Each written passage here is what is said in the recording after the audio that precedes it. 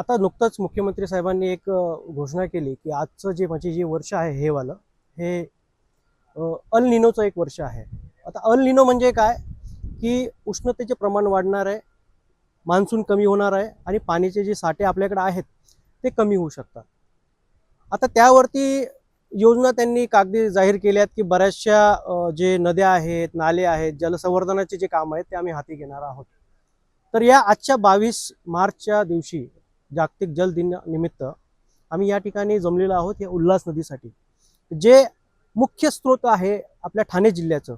करोडो लोक याचं पाणी पितात आणि त्या पाण्याचं म्हणजे जी उल्हास नदी आहे त्या पाण्याचं जे होत होत असलेलं प्रदूषण जे आहे त्याच्याकडे लक्ष वेधण्यासाठी प्रशासनाचं आम्ही इथं जमलेलो आहोत.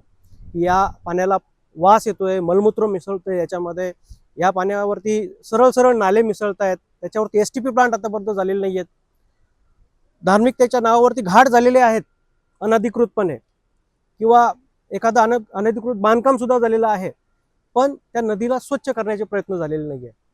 तर मी त्याच निमित्त सांगू शकेल की हे अल निनोचं जे वर्ष आहे त्याच्यामध्ये आपल्याला हा पाणी साठा जो आहे निसर्गाने दिलेला 12ही महिने वाहणारा आपल्याला वाचवायचा आहे आणि त्यासाठी प्रशासनाने कुठेतरी प्रयत्न करावेत अशी विनंती करण्यासाठी आम्ही या ठिकाणी सगळे जे आहेत नदीसाठी काम करणारे आणि मनापासून काम करणारे सगळे या ठिकाणी जमलेलो आहोत.